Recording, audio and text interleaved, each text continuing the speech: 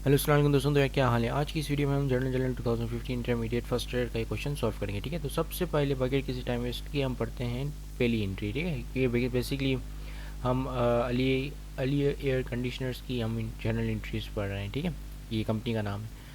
तो दिसंबर 1 को उन्होंने इन्वेस्ट किए कैश 1,20,000 और शॉप इक्विपमेंट वर्थ 80,000। ठीक है, अब आपको यहाँ पर आइडेंटिफाई करना है कि कौन सी चीज़ क्या है। ठीक है, एसेट है, लाइबिलिटी है, एक्सपेंस है, या रेवेन्यू है या कैपिटल है। ठीक है, तो यहाँ पर कैश और ऑफिस इक्विपमेंट जो कि है वो एसेट है। ठीक है, सो कैश एसेट आप अभी याद करें आप डेबिट क्रेडिट रूल्स को। ठीक है, जब भी एसेट बढ़ता था तो हम क्या करते थे, उसको डेबिट करते थे, और जब भी एसेट घटता है तो हम उसको क्या करते हैं, क्रेडिट करते हैं। ठीक है, ये थंब रूल है, आपको याद होने चाहिए अकाउंटिंग के। ठीक है, अब इन्होंने लिखा हुआ कि भाई उन्होंने अपना बिजनेस स्टार्ट किया तो अपनी जेब से कुछ कैश लेकर आए 1,20,000, और अपने पास रखा हुआ कुछ शॉप इक्विपमेंट जो कि 80,000 जिसकी वर्थ है वो लेकर आए। ठीक है, तो ये दोनों चीज़ें उसने बिजनेस में इंट्रोड्यूस करवाई ताकि वो बिजनेस स्टार्ट कर सके। तो ये दोनों चीज़ें कैश और शॉप इक्विपमेंट जो कि ये पूरे बिजनेस का कैपिटल फॉर्म करेंगी। ठीक है, तो हम कैश और ऑफिस शॉप इक्विपमेंट को हम डेबिट कर देंगे क्योंकि ये दोनों चीज़ें बढ़ रही हैं। ठीक है, यानी कि बिजनेस समझे अब जीरो है, बिल्कुल बिल्कुल जीरो है। आप उसमें कैश लेकर आते हो 1,20,000, और फिर आप उसमें शॉप इक्विपमेंट लेकर आते हो 80,000 की। तो जाहिर सी बात है बिजनेस के अंदर क्या क्या दो चीज़ें आई, तो बिजनेस के अंदर कैश भी बढ़ गया है 1,20,000 से, और शॉप इक्विपमेंट भी बढ़ गया 80,000 से। ठीक है, और इसके बदले में ये क्या चीज़ फॉर्म करती हैं, वो कैपिटल है। ठीक है, तो अब इनका कैपिटल जो है वो कितना हो गया, 2 लाख। ठीक है, क्योंकि 1,20,000 को आप प्लस करोगे 80,000 से तो ये 2 लाख बन जाएगा। ठीक है, तो इसकी एंट्री कुछ इस तरह बनेगी। कैश आपने 1,20,000 इंट्रोड्यूस करवाया बिजनेस में, फिर शॉप इक्विपमेंट आपने इंट्रोड्यूस करवाया 80,000 से, और ये दोनों प्लस होकर आपके बन गया पूरे आपके बिजनेस का कैपिटल जो कि है 2 लाख रुपीज़। ठीक है, अब हम आगे एंट्रीज पढ़ते हैं। तो दिसंबर 3 की लिखा है कि paid shop rent for month of ₹10,000। तो आप देखें कि भाई ये दिसंबर 3 है। ठीक है, तो फॉर द मंथ यानी कि दिसंबर के पूरे मंथ के लिए 31 तक के लिए उसने रेंट पे कर दिया। ठीक है, so this is prepaid rent. ठीक है, क्योंकि अक्सर ऐसा होता है कि हम जब महीना गुजर जाता है उसके बाद हम रेंट पे करते हैं। ठीक है, so this is prepaid rent. तो अब जिनको नहीं पता कि प्रीपेड रेंट क्या होता है, so this is something we paid in advance. हम वो ऐसी चीज़ होती है जो हम एडवांस में पे करते हैं। So this is what we call prepaid. ठीक है, तो एडवांस में पे कर दिया है हमने रेंट, तो हम प्रीपेड की एंट्री डालेंगे। प्रीपेड बेसिकली है एसेट, तो जब भी एसेट बढ़ता है तो हम उसको क्रेडिट करते हैं, और रेंट पे किया है तो किससे किया है, कैश से किया है, तो कैश यहाँ पे घट रहा है और हमारा प्रीपेड बढ़ रहा है। ठीक है, तो ये घटना और बढ़ना आपने जो कि है सही तरीके से आइडेंटिफाई करना है कि भाई क्या चीज़ बढ़ रही है, क्या चीज़ घट रही है। ठीक है, और अगर घट रही है तो क्या वो डेबिट होगी, क्या वो क्रेडिट होगी। ठीक है, तो ये थंब रूल्स हैं जो कि आपको बेसिकली पता होनी चाहिए एज अकाउंटेंट। ठीक है, सो यहाँ पे हमने ये एंट्री बना ली प्रीपेड शॉप रेंट की, क्योंकि ये एसेट है तो हम ये एसेट जब भी बढ़ता है तो हम डेबिट करते हैं, तो इसको हम डेबिट कर दिया 10,000 से, और उसके अगेंस्ट हमारा कैश जो कि अनदर एसेट है वो घट रहा है, तो जब भी एसेट घटता है तो हम उसको क्रेडिट करते हैं, तो हमने इस कैश को क्रेडिट कर दिया 10,000 से। ठीक है, सो अब हम नेक्स्ट एंट्री पे चलते हैं। भाई नेक्स्ट एंट्री कह रहा है कि receive repair income in cash. हमने इनकम रिसीव की इन कैश 20,000 की for the service rendered during the first fortnight. हमने जो सर्विस दी उसके अगेंस्ट। ठीक है, तो इनकम रिसीव की है इन कैश, तो हमारे पास आया क्या, बेसिकली हमारे पास कौन सी चीज़ है, हमारे पास कैश आया, और बदले में हमने सर्विस दी। ठीक है, सर्विस क्या है, एक रेवेन्यू अकाउंट है।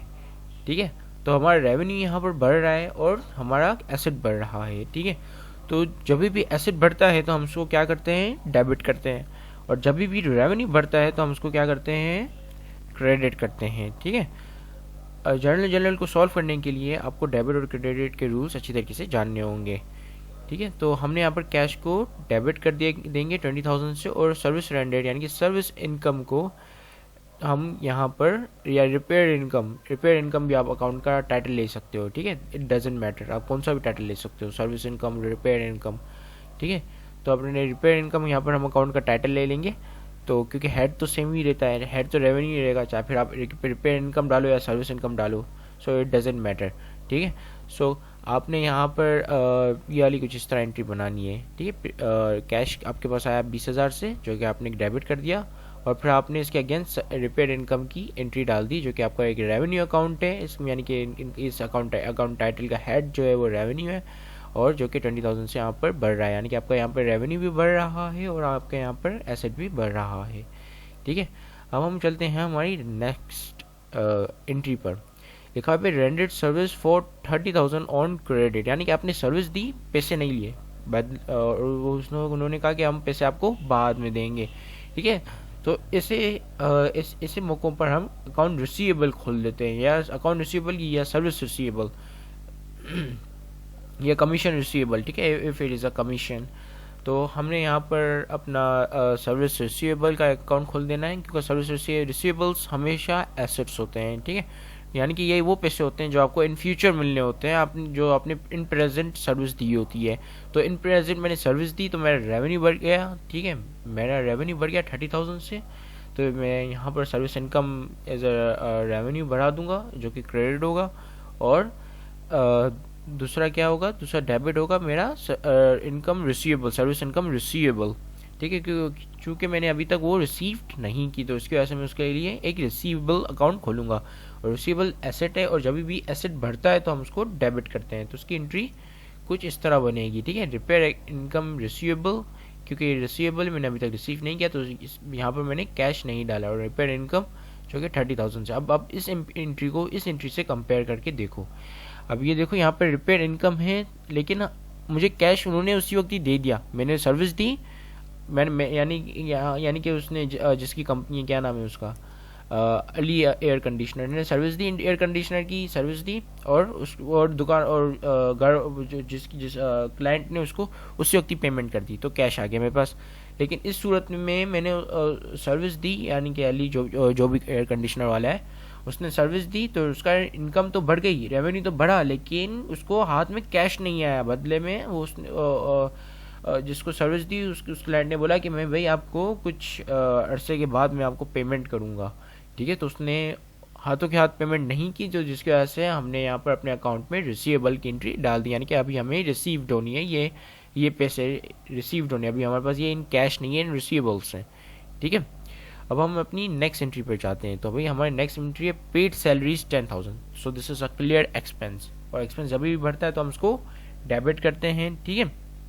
और एक्सपेंस के अगेंस्ट क्या क्रेडिट होगा, तो ऑफ कोर्स कैश होगा, क्योंकि कैश से ही हम पे करेंगे सैलरीज, ठीक है।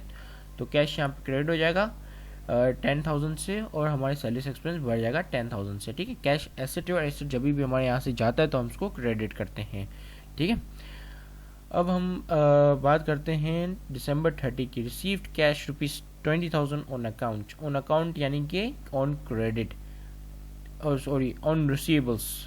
तो आपको याद होगा कि हमने हमारे यहाँ पे रिसीवेबल एक ओपन है, तो इस रिसीवेबल के अगेंस्ट हमने 20,000 रिसीव कर लिए। 30,000 थे, क्लाइंट ने हमें 20,000 दे दिए थे। क्लाइंट बेसिकली हमारा चिंदी चोर है, तो उन्होंने हमें सिर्फ 20,000 दिए, बोला कि 10,000 बाद में अब, ठीक है।